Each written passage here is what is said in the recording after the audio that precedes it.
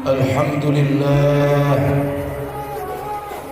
الحمد لله الذي جعلنا في هذا الشهر المبارك الذي أنزل فيه رحمة ومغفرة لهذه الأمة. أشهد أن لا إله إلا الله وحده لا شريك له، وأشهد أن محمدا عبده ورسوله لا نبي بعده. اللهم صل وسلم وعظم وكرم ومجد وبارك على سيدنا وحبيبنا وشفيعنا وقرة أعيننا ومولانا محمد رسول الله وعلى آله وصحبه ومن تبع سنته وجماعته من يومنا هذا إلى يوم البعث والنهضة. أما بعد فيا عباد الله، أوصيكم ونفسي بتقوى الله. اتقوا الله حق تقاته ولا تموتن إلا وأنتم مسلمون. Hadirin ma'asyiral muslimin yang dirahmati dan diberkahi Allah Subhanahu wa taala. Seyogianya kita harus selalu menjaga syahadat. Dua kalimat syahadat yang merupakan pondasi dasar daripada rukun Islam yang kelima.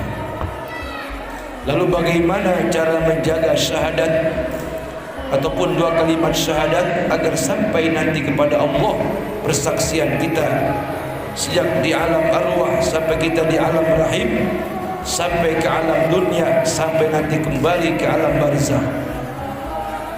Jawabannya, jangan pernah meninggalkan satu waktu pun untuk melaksanakan ibadah solat 5 waktu.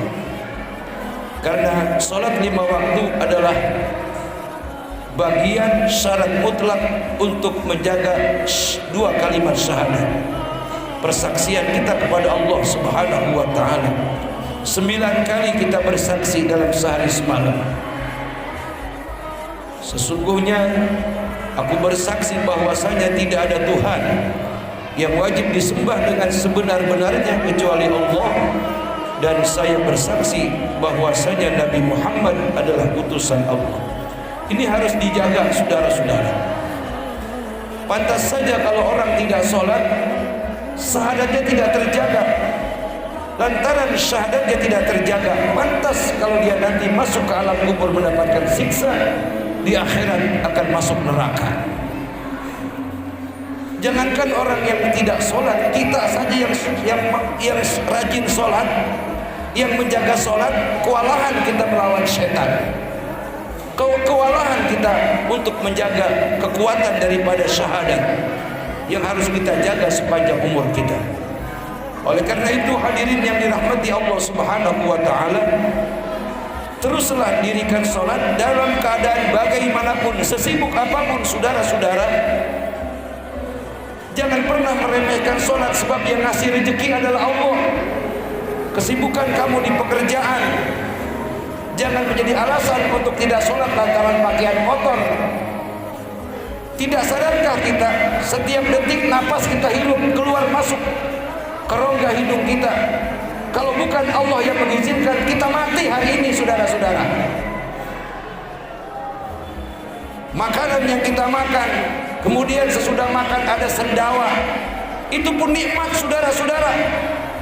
Tolong dari mulai nikmat terkecil kita syukuri kepada Allah Subhanahu wa taala dengan menjaga salat 5 waktu. Lalu kemudian dari menjaga salat 5 waktu kita diajarkan untuk berpuasa besok. Apa maksudnya? Supaya dengan salat yang sudah kita tegakkan, hati ini kita latih dengan berpuasa agar pandai merasa dari apa-apa yang orang rasakan. Kita berpuasa besok, saudara-saudara, hanya menahan lapar dari mulai terbit fajar sampai terbenam matahari. Tapi coba kalau kita rasakan penderitaan saudara-saudara kita yang hidupnya susah, yang miskin. Bukan hanya 1 hari, 2 hari, seminggu, 2 minggu.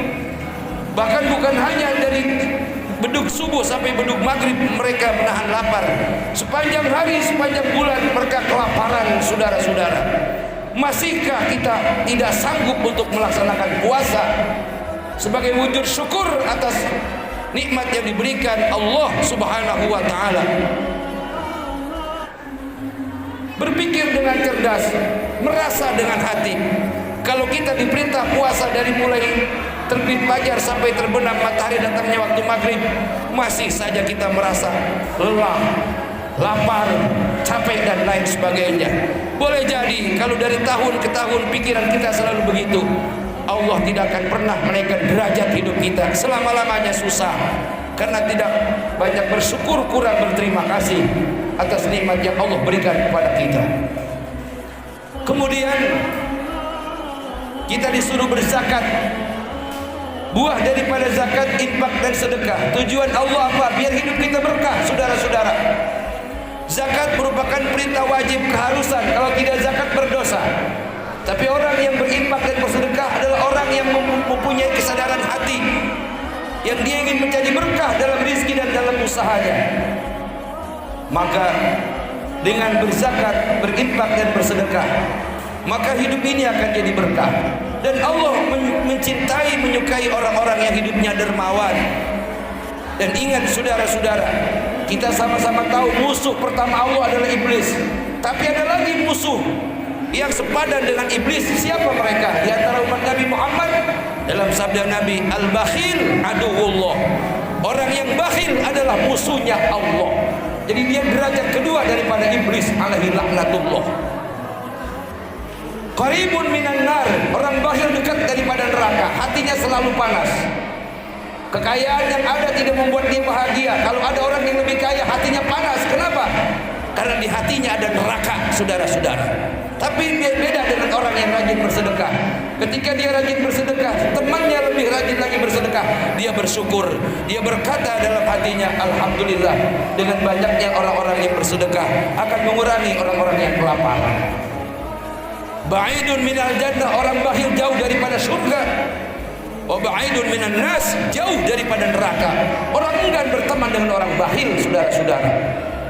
Kemudian haji yang kita sudah menjabatnya hari ini, pangkat kemuliaan yang kita sudah melakukannya, baik haji ataupun umroh, itu bukan sekedar kita menginjakkan kaki di dua tanah suci, dan bukan hanya sekedar kebanggaan, saudara-saudara.